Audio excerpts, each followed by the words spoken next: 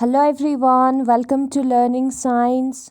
आज का हमारा टॉपिक है electric potential due to an electric dipole. हम देखेंगे इलेक्ट्रिक पोटेंशियल को एक इलेक्ट्रिक डाइपोल की वजह से। तो हम जो है एक डाइपोल कंसिडर करते हैं जिस पे दो चार्जेस है, एक है -q और दूसरा है +q, और उन दोनों के बीच में डिस्टेंस 2l होता है। ठीक है, ये हमारा डाइपोल है AB और उसका मिड पॉइंट AB का जो सेंटर है वो O है और डाइपोल का लेंथ जो है वो 2l होता है। तो सेंटर जो है O जो है वो उसको दो इक्वल पार्ट्स में डिवाइड करेगा, 2l को L और L पार्ट्स में डिवाइड करेगा। हम सपोज करते हैं पॉइंट P को और यहाँ पर हमें निकालना है इलेक्ट्रिक फील्ड। तो हम सबसे पहले OP डिस्टेंस को ड्रॉ करेंगे। ठीक है, और ये जो OP है वो हमारे डाइपोल के साथ जो कि नेगेटिव टू पॉजिटिव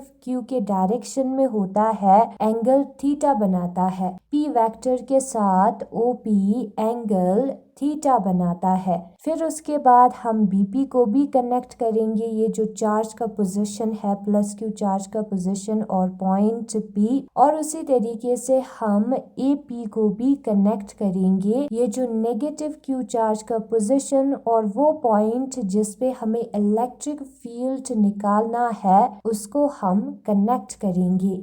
फिर उसके बाद ये जो डिस्टेंस OP है वो R के बराबर होता है, तो उसको हम लिखेंगे, और ये जो OP है उसको हम एक्सटेंड करेंगे मींस फिर आगे लेकर जाएंगे इस लाइन को, और यहाँ से हम परपेंडिकुलर ड्रॉ करेंगे जो कि इस लाइन को कट करेगा।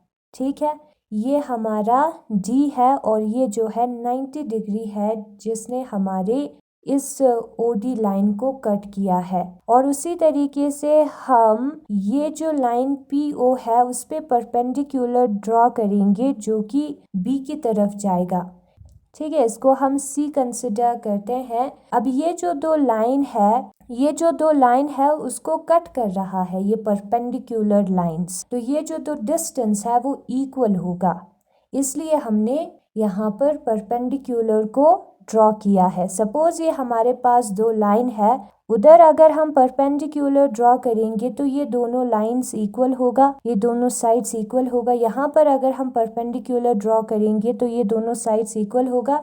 वही कंसेप्ट हमने यहाँ पर अप्लाई किया है, ये दोनों इक्वल है, हम क्लियरली फिगर में देख सकते हैं। दो लाइंस जो कि पर्टिकुलर एंगल पे है, उधर अगर हम परपेंडिकुलर ड्रॉ करेंगे, एक स्ट्रेट लाइन ड्रॉ करेंगे तो वो दोनों इक्वल होता है। ठीक है, फिर उसके बाद हमें क्या करना है, हमें जो है पॉइंट P पे पोटेंशियल निकालना है +q चार्ज के वजह से। तो जो V1 है वो कितना होगा, 1/4πε0। फिर उसके बाद ये जो चार्ज जिसकी वजह से हमें पोटेंशियल निकालना है और इस चार्ज का उस पॉइंट से डिस्टेंस जिस पर हमें पोटेंशियल निकालना है जो कि BP है। ठीक है, चार्ज डिवाइडेड बाय वो डिस्टेंस जिस पर हमें पोटेंशियल निकालना है। और उसी तरीके से हम निकालेंगे पोटेंशियल पॉइंट P पर -q चार्ज के वजह से।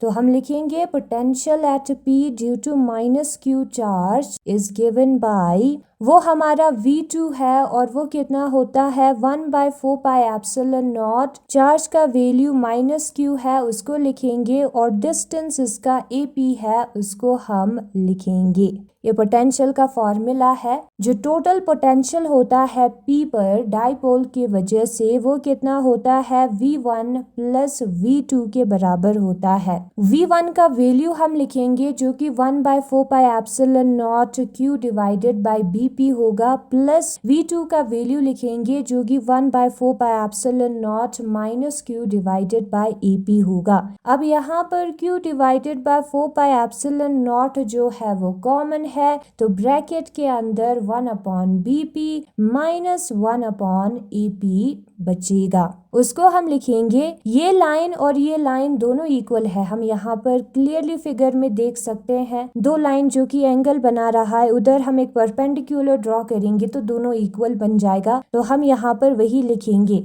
ये जो AP है वो अप्रोक्सीमेटली इक्वल है DP के, दोनों इक्वल है। और ये हमारा जो DP है वो कितना है, DP हमारा जो है PO प्लस OD के बराबर है कि नहीं। इन दोनों को प्लस करेंगे तो हमारा DP आएगा। PO जो है वो हमारा R के बराबर है प्लस OD हम लिखेंगे। तो यहाँ पर लिखते हैं OD को, बाद में निकालेंगे इसको, ठीक है। और उसी तरीके से ये जो दो लाइन है वो दोनों इक्वल लेंथ का होगा, क्योंकि हमने परपेंडिकुलर CB ड्रॉ किया है इन दोनों लाइंस के बीच में, जो कि एक पर्टिकुलर एंगल बनाता है P पर, ठीक है। तो ये दोनों लाइन इक्वल है। अब ये जो लाइन है PC वो जो है कितना होगा, PO माइनस OC के बराबर होगा। उसमें से अगर हम OC को PO में से OC को माइनस करेंगे तो हमें PC मिल जाएगा। PO जो है वो हमारा R के बराबर है, माइनस OC हम लिखेंगे, ठीक है। OC और OD को निकालते हैं। इस ट्राइंगल को हम कंसिडर करेंगे, ये वाला एंगल जो है वो थीटा है और ये क्रॉस बन रहा है तो ये वाला एंगल भी थीटा होगा। क्या कहते हैं इसको, करस्पॉन्डिंग एंगल शायद, ठीक है। ये दोनों एंगल इक्वल होता है, क्रॉस का जो ऑपोजिट साइड्स का एंगल है तो ये थीटा होगा। और यहाँ पर 90 डिग्री है तो यहाँ पर हम निकालेंगे कोस थीटा को, ठीक है। इस ट्राइंगल में, ये कौन सा ट्राइंगल, AOB में हम निकालेंगे कोस थीटा को। कोस थीटा क्या होता है, यहाँ पर है हमारा 90 डिग्री तो ये एक राइट एंगल ट्राइंगल है। कोस थीटा जो है वो बराबर होता है बेस अपॉन हाइपोटेन्यूस के। इस ट्राइंगल का बेस जो है वो हमारा है ये वाला पार्ट और हाइपोटेन्यूस ये वाला पार्ट है। बेस को हम लिखेंगे DO और हाइपोटेन्यूस को हम लिखेंगे AO। तो उसको हम लिखते हैं वैल्यूज को। DO का वैल्यू हमें पता नहीं है, AO का वैल्यू हमें पता है। AO जो है वो L के बराबर है तो L लिखेंगे। तो कोस थीटा जो है वो DO अपॉन L के बराबर होता है तो DO जो है वो L कोस थीटा के बराबर होगा। तो DO के जगह पर हम क्या लिखेंगे, L कोस थीटा लिखेंगे। DO के जगह पर, OD के जगह पर L कोस थीटा हम लिखेंगे ना। हम इस वाले ट्राइंगल को कंसिडर करते हैं, ये भी एक राइट एंगल ट्राइंगल है। यहाँ पर C पर जो है वो 90 डिग्री है। इस ट्राइंगल को हम कंसिडर करते हैं इन राइट एंगल ट्राइंगल। ये जो ट्राइंगल है उसको हम कंसिडर करेंगे COB और यहाँ पर जो कोस थीटा है उसको हम निकालेंगे, ठीक है। कोस थीटा जो है वो बराबर होता है बेस अपॉन हाइपोटेन्यूस के। बेस ये वाला हिस्सा है क्योंकि यहाँ पर 90 डिग्री वाला एंगल और थीटा दोनों है तो CO हमारा बेस है और हाइपोटेन्यूस जो है वो परपेंडिकुलर का ऑपोजिट वाला साइड होता है, यानी कि OB हमारा हाइपोटेन्यूस है। OB का वैल्यू हमें पता है जो कि L है, उसको हम लिखेंगे तो CO हमें मिलेगा CO जो है वो L कोस थीटा के बराबर होगा। तो CO के जगह पर हम लिखेंगे L cos theta. OC CO same है, ठीक है। तो R minus L cos theta आएगा। ये हमारा इक्वेशन फर्स्ट, दोनों वैल्यूज हमें मिल गया है AP और BP, R plus cos theta और R माइनस कोस थीटा। उन दोनों को हम इक्वेशन नंबर फर्स्ट में पुट करेंगे और देखेंगे कि क्या मिलता है। टोटल पोटेंशियल हमें मिलेगा इसी से। तो V जो है वो हमारा कितना होगा, वैल्यूज को हम पुट करेंगे, ठीक है।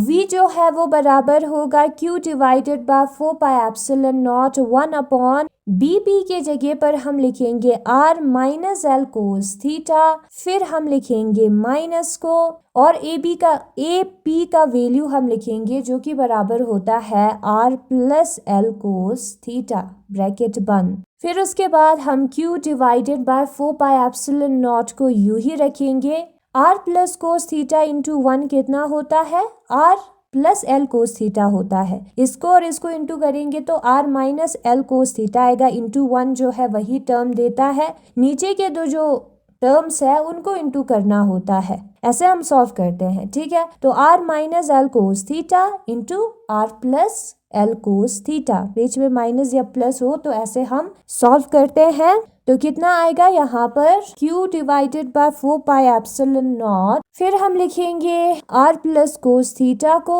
और एल कोस थीटा को और माइनस से इंटू करेंगे तो माइनस आर बन जाएगा और एल कोस थीटा जो है वो प्लस बन जाएगा। और ये जो है a minus b into a plus b जैसा हमें लग रहा है वही, ठीक है। तो a minus b into a plus b जो है वो a square minus b square के बराबर होता है। उसी को हम लिखेंगे R square minus L square cos square theta और ब्रैकेट बंद। ये एक पॉजिटिव, ये नेगेटिव हो जाएगा कैंसिल, तो क्या बचेगा Q divided by 4 pi epsilon not bracket L cos theta 2 bar L cos theta that is 2L cos theta divided by R square minus L square cos square theta bracket बंद। और ये हमारा equation number 2 है।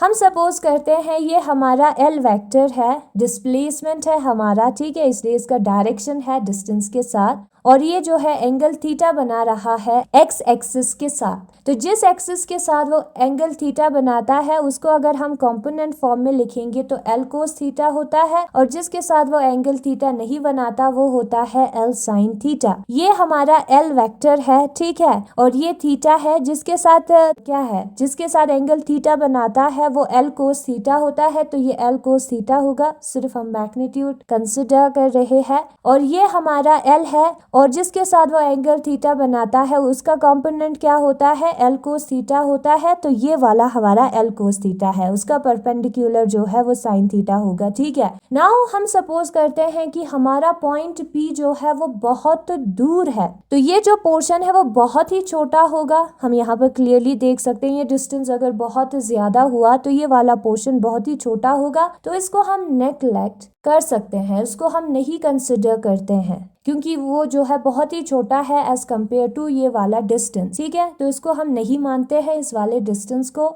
वही हमें यहाँ पर करना है, क्या करना है हमें यहाँ पर जो है ये वाला पोर्शन नेग्लेक्ट करना है। क्यों नेग्लेक्ट करना है, क्योंकि हमारा पॉइंट P जो है वो बहुत दूर प्रेजेंट है, और बहुत दूर प्रेजेंट है तो R जो है वो बहुत ही बड़ा डिस्टेंस है as compared to L square cos square theta, इसलिए उसमें से इसको माइनस करेंगे कोई फर्क नहीं पड़ेगा, बिकॉज R जो डिस्टेंस है वो बहुत ही ज्यादा है। तो इस वाले पोर्शन को हम नहीं लिखेंगे, उसको नेग्लेक्ट करेंगे, वो 0 के बराबर है क्योंकि R स्क्वायर बहुत ही ज्यादा है, तो हम नेग्लेक्ट करते हैं। तो क्या बचेगा, Q divided by 4 pi epsilon not 2L cos theta R square. Q into 2L कितना होता है, Q इंटू 2L जो है वो हमारा डाइपोल मूवमेंट होता है, हमने पहले वाली वीडियो में किया था। तो Q2L के जगह पर P लिखेंगे, that is our dipole movement. बाकी सारी चीजें सेम आएगा, कोई चेंजेस नहीं होगी बाकी सारी चीजों में।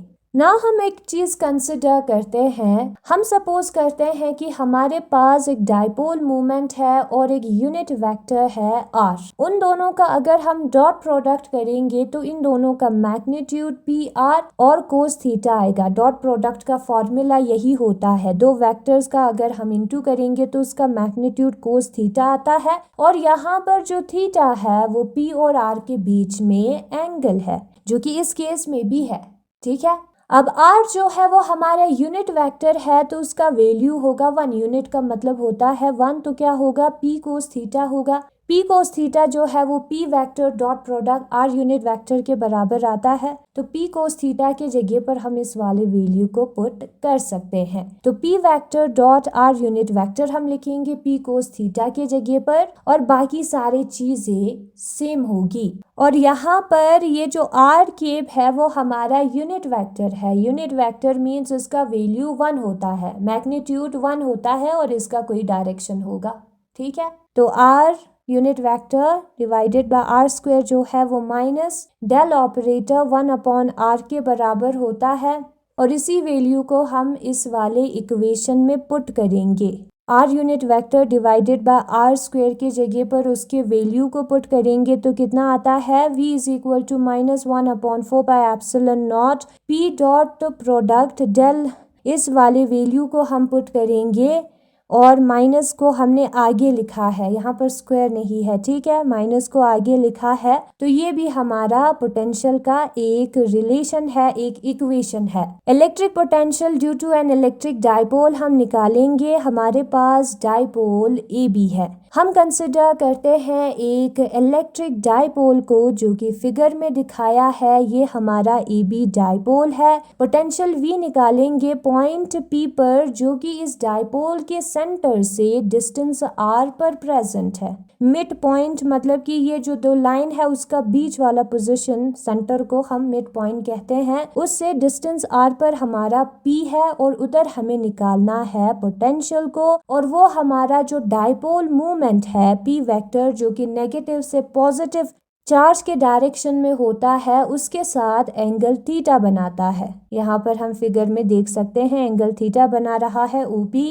तो P पर सबसे पहले हम प्लस Q चार्ज की वजह से पोटेंशियल निकालेंगे। ये है फॉर्मूला, हमें अप्लाई करना है चार्ज डिवाइडेड बाय उसका डिस्टेंस। और उसी तरीके से P पर हमें पोटेंशियल निकालना है नेगेटिव Q चार्ज की वजह से, तो negative Q charge divided by उसका डिस्टेंस और कांस्टेंट ऑफ प्रोपोर्शनलिटी 1/4πε0 आएगा। टोटल पोटेंशियल जो है इन दोनों चार्जेस की वजह से ही होगा, और ये दोनों चार्जेस हमारा डाइपोल है, तो डाइपोल की वजह से जो पोटेंशियल है V है वो कितना होगा, V1 + V2 होगा। दोनों को प्लस करेंगे तो इतना हमें मिलेगा।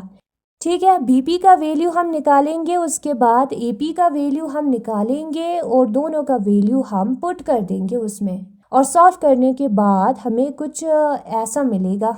Q × 2L जो है वो P के बराबर होता है और वो हमारा डाइपोल मूवमेंट है, तो Q × 2L के जगह पर हम P लिखेंगे ना। अगर हमारा पॉइंट P जो है डाइपोल से बहुत दूर प्रेजेंट है, तो उस केस में R² बहुत ही ज्यादा होगा L² cos² थीटा के कंपैरिजन में, और उसको हम नहीं लिखेंगे, सिर्फ R² को लिखेंगे। और अगर जो है थीटा एंगल है P और R वेक्टर के बीच में, तो P cos थीटा की जगह पर P dot product R unit vector हम लिख सकते हैं। del 1/r जो है वो -r³ डिवाइडेड बाय R² के बराबर होता है, उसके वैल्यू को भी हम पुट करेंगे। और हमें यहाँ पर ये पता चलता है कि जो पोटेंशियल है वो R² से इनवर्सली प्रोपोर्शनल है। इस रिलेशन से पता चलता है, ठीक है, पॉइंट ऑफ ऑब्जर्वेशन से इनवर्सली प्रोपोर्शनल है कि जितना दूर होगा हमारा पॉइंट ऑफ ऑब्जर्वेशन, उतना उसका पोटेंशियल चार्ज के वजह से, किसकी वजह से, डाइपोल की वजह से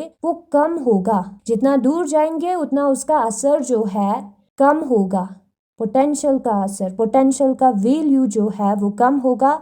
डिस्टेंस के साथ डिक्रीज होता है पोटेंशियल।